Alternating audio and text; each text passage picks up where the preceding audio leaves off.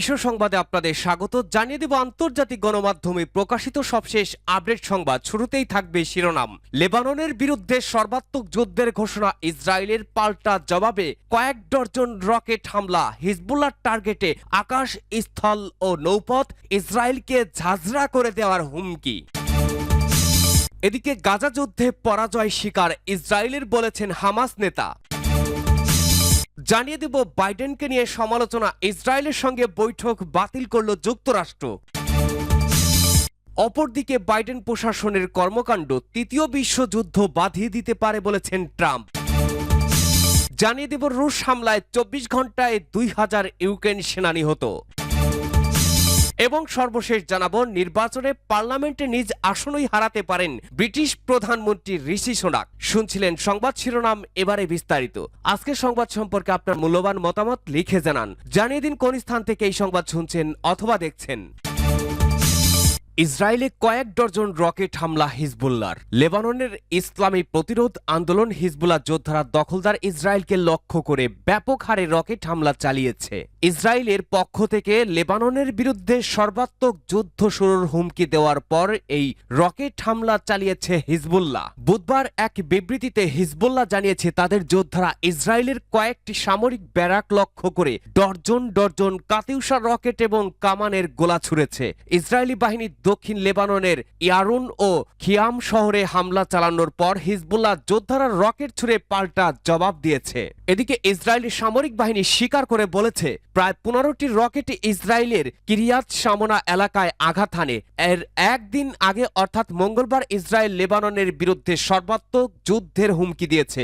Israeli সামরিক বাহিনী বলেছে লেবাননের বিরুদ্ধে সর্বাত্মক যুদ্ধ শুরুর বিষয়টি অনুমোদন করেছে দেশটির সর্বোচ্চ কর্তৃপক্ষ। এর পরপরই তেল আবিবকে ঝাঁঝরা করে দেওয়ার হুঁশিয়ারি করেছেন হিজবুল্লাহ প্রধান হাসান নাসরুল্লাহ। ইসরায়েলের এই হুমকির পর হিজবুল্লাহ মহাসচিব সৈয়দ হাসান নাসরুল্লাহ বুধবার এক ভাষণে বলেছেন, লেবাননের বিরুদ্ধে যুদ্ধ শুরু করলে ইসরায়েলের ভেতরে কোনো নিরাপদ জায়গা থাকবে না। তিনি বলেন, ইসরায়েলের বিরুদ্ধে হিজবুল্লাহ অবশ্যই স্থল, সমুদ্র এবং আকাশপথে হামলা চালাবে। সূত্র আল জাজিরা। ইসরায়েল পরাজয় স্বীকার করেছে বলেছেন হামাস নেতা গাজী হামাদ। দখলদার ইসরায়েলের প্রতিরক্ষা বাহিনী আইডিএফ মুখপাত্র ড্যানিয়েল হাগারি গতকাল এক সাক্ষাৎকারে বলেছেন, হামাসকে পুরোপুরি নির্মূল করা সম্ভব নয়। তার এমন সাক্ষাৎকারের পর হামাসের জ্যেষ্ঠ নেতা গাজী হামাদ দাবি করেছেন ইসরায়েল মূলত এর মাধ্যমে পরাজয় স্বীকার করে নিয়েছে। তথ্যসূত্র টাইমস অব ইসরায়েল ও আল জাজিরা। কাতার ভিত্তিক সংবাদ মাধ্যম আল জাজিরাকে হামাসের এই নেতা বলেছেন, হাগারির সাক্ষাৎকার একটি সোজা সাপটা স্বীকারোক্তি। 9 মাসের যুদ্ধের পর এটি পরিষ্কার, হামাসকে নির্মূল করা যাবে না, এমনকি যদি তারা 100 গুণ বেশি অস্ত্র ব্যবহার করে। তিনি আরো বলেছেন, এর মাধ্যমে ইতিহাস পরিবর্তিত হবে এবং আন্তর্জাতিক সম্প্রদায়কে বোঝাতে সক্ষম হবে হামাসের সংগ্রাম রাজনৈতিক অঙ্গনেই থাকবে এবং সামাজিক এবং প্রতিরোধ অঙ্গনে স্থায়ীভাবেই থেকে যাবে। হামাসের এই নেতা আরো বলেছেন, প্রতিরক্ষা বাহিনীর মুখপাত্রের বক্তব্যের মাধ্যমে ফুটে উঠেছে ইসরায়েলিদের মধ্যে অনৈক্য দেখা দিয়েছে এবং তারা নেতানিয়াহুকে বলছে যুদ্ধ বন্ধ করো।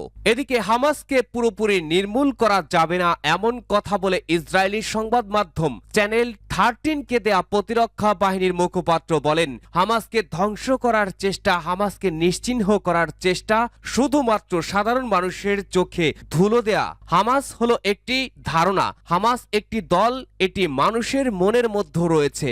যারা মনে করে আমরা হামাসকে নির্মূল করতে পারবো তারা ভুল। হাগারির এমন বক্তব্যের পর দখলদার ইসরায়েলের প্রধানমন্ত্রী বেঞ্জামিন নেতানিয়াহুর দপ্তর থেকে একটি বিবৃতি দেওয়া হয়। এতে বলা হয়, চলমান যুদ্ধে তাদের প্রধান লক্ষ্য হলো হামাসকে নির্মূল করা, আর এই লক্ষ্য অর্জনে প্রতিরক্ষা বাহিনী অবশ্যই বদ্ধপরিকর। বাইডেনকে নিয়ে সমালোচনা, ইসরায়েলের সঙ্গে বৈঠক বাতিল করল যুক্তরাষ্ট্র। যুক্তরাষ্ট্রের প্রেসিডেন্ট জো বাইডেনের সমালোচনা করেছেন ইসরায়েলের প্রধানমন্ত্রী বেনিয়ামিন নেতানিয়াহু। এর জেরে বৃহস্পতিবার ইসরায়েলের সঙ্গে নির্ধারিত কৌশলগত বৈঠক বাতিল করেছে যুক্তরাষ্ট্র। মঙ্গলবার সামাজিক যোগাযোগ মাধ্যম এক্সে একটি ভিডিওতে নেতানিয়াহু বলেছেন, এটি অকল্পনীয় যে গত কয়েক মাসে বাইডেন প্রশাসন ইসরায়েলের অস্ত্র ও গোলাবারুদ বন্ধ করে রেখেছে। হারের যুক্তরাজ্যের প্রতিবেদনে বলা হয়েছে বৃহস্পতিবার ওয়াশিংটনে দুই দেশের বৈঠক অনুষ্ঠিত হওয়ার কথা ছিল। প্রাথমিকভাবে ইরানের পারমাণবিক কর্মসূচির অগ্রগতির ওপরে ফোকাস করার জন্য বৈঠকটি নির্ধারিত ছিল। ইসরায়েলের এক সিনিয়র কর্মকর্তা বলেন, স্ট্র্যাটেজিক অ্যাফেয়ার্স মিনিস্টার রন ডারমারের নেতৃত্বে যে প্রতিনিধি দলটি ওয়াশিংটনে যাওয়ার কথা ছিল তার পরিবর্তে শুধু জাতীয় নিরাপত্তা কাউন্সিলের প্রধান জ্যাসি হ্যানেগভি এবং মার্কিন জাতীয় নিরাপত্তা উপদেষ্টা জ্যাক সুলিভানের মধ্যে একটি বৈঠক অনুষ্ঠিত হবে। প্রেসিডেন্ট জো বাইডেন এর আগে ইসরায়েলে যুক্তরাষ্ট্রের অস্ত্রের চালান বন্ধ করে দিয়েছিলেন এই অভিযোগে যে এটি বেসামরিক নাগরিকদের সুরক্ষা মেনে চালানো হচ্ছে না। ইসরায়েলের প্রতিরক্ষা মন্ত্রণালয়ের একটি বিবৃতিতে বলা হয়েছে, জুনের শুরুতে ইসরায়েল মোট $3 বিলিয়ন 25টি মার্কিন তৈরি F-35 যুদ্ধবিমান কেনার জন্য একটি চুক্তি স্বাক্ষর করেছে। বাইডেন প্রশাসনের কর্মকাণ্ড তৃতীয় বিশ্বযুদ্ধ বাঁধিয়ে দিতে পারে বলেছেন ট্রাম্প। সাবেক মার্কিন প্রেসিডেন্ট ডোনাল্ড ট্রাম্প সতর্ক করে দিয়ে আবারও বলেছেন, ওয়াশিংটনের বর্তমান নেতৃত্বের কারণে তৃতীয় বিশ্বযুদ্ধ বেঁধে যেতে পারে। ট্রাম্প বিগত কয়েক বছর ধরে বর্তমান প্রেসিডেন্ট জো বাইডেনের কর্মকাণ্ডের তীব্র সমালোচনা করে আসছেন। সাম্প্রতিক সপ্তাহগুলোতে তিনি নিজ সমর্থকদের সমাবেশগুলোতে বক্তব্য দিতে গিয়ে বিভিন্ন ক্ষেত্রে যুক্তরাষ্ট্রের ব্যর্থতার জন্য ব্যক্তি জো বাইডেনকে দায়ী করেছেন। ট্রাম্প বলেছেন, জো বাইডেন যুক্তরাষ্ট্রের ইতিহাসে সবচেয়ে খারাপ প্রেসিডেন্ট। সম্প্রতি ডেট্রয়েটে তার সর্বশেষ বক্তব্যে তিনি দাবি করেছেন, তিনি তার মেয়াদকালে 2017 থেকে 21 পর্যন্ত কোনো যুদ্ধ শুরু করেননি। ট্রাম্প এই প্রতিশ্রুতিও দিয়েছেন যে আবার হোয়াইট হাউসের ক্ষমতা ফিরতে পারলে তিনি ইউক্রেনের যুদ্ধের পরিবর্তে শান্তি প্রতিষ্ঠায় মনোযোগী হবেন। ট্রাম্প বলেন, বাইডেন প্রশাসনের দুর্বলতা ও ব্যর্থতা যুক্তরাষ্ট্রকে বড় ধরনের বিপদের সম্মুখীন করেছে। চলতি বছরের নভেম্বরে যুক্তরাষ্ট্রে অনুষ্ঠিতব্য প্রেসিডেন্ট নির্বাচনের বাইডেনের প্রধান প্রতিদ্বন্দ্বী তার বক্তব্যে আরো বলেন, আমাদের সমস্যার অন্ত নেই, তবে সবচেয়ে খারাপ যেটি হতে পারে সেটি হচ্ছে তৃতীয় বিশ্বযুদ্ধ শুরু হওয়া, কারণ আমাদের এমন একজন অযোগ্য প্রেসিডেন্ট আছেন যার ওই পদে বসাই উচিত হয়নি। রুশ হামলায় 24 ঘন্টায় 2000 ইউক্রেনীয় সেনা নিহত।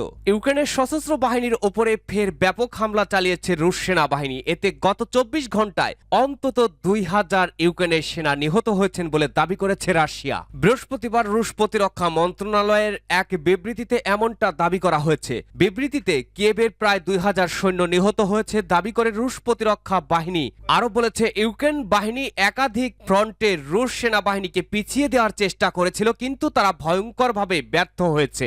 এই প্রক্রিয়ায় গোলাবারুদ এবং জনশক্তি সহ ইউক্রেনীয় সেনাবাহিনীর একটি বিরাট অংশ ক্ষতির সম্মুখীন হয়েছে। পুরো ঘটনাকে প্রেসিডেন্ট জেলেনস্কির জন্য একটা যন্ত্রণাদায়ক পরাজয় বলেও উল্লেখ করেছে রুশ প্রতিরক্ষা মন্ত্রণালয়। তবে এ বিষয়ে কিয়েভের পক্ষ থেকে তাৎক্ষণিকভাবে কোনো প্রতিক্রিয়া পাওয়া যায়নি। তথ্যসূত্র টাইমস অফ ইন্ডিয়া। যুক্তরাজ্যের নির্বাচন নিজ আসনেই হারতে পারেন ঋষি সোনাক, জরিপের তথ্য।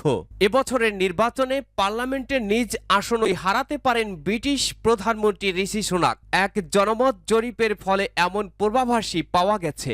আগামী 4 জুলাই সোনাক যুক্তরাজ্য আগাম নির্বাচন ডেকেছেন তার আগেই সাভান্তা জনমত জরিপের ফল প্রকাশ করেছে দ্য টেলিগ্রাফ পত্রিকা।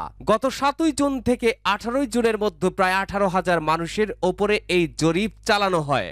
জরিপের ফল বলছে, নির্বাচনে সোনাকের কনজারভেটিভ পার্টি ব্রিটিশ পার্লামেন্টের 650 সদস্যর নিম্নকক্ষ হাউস অব কমন্সে মাত্র 53টি আসন পাওয়ার পথে রয়েছে, যেখানে বিরোধী দল লেবার পার্টি পেতে পারে 516টি আসন।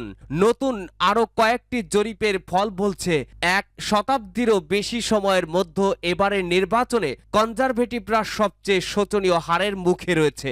জেরেমি হান্টের মতো বীরশ্রেষ্ঠ নেতারাও এবার তাদের পার্লামেন্টারি আসন খোয়াতে পারেন।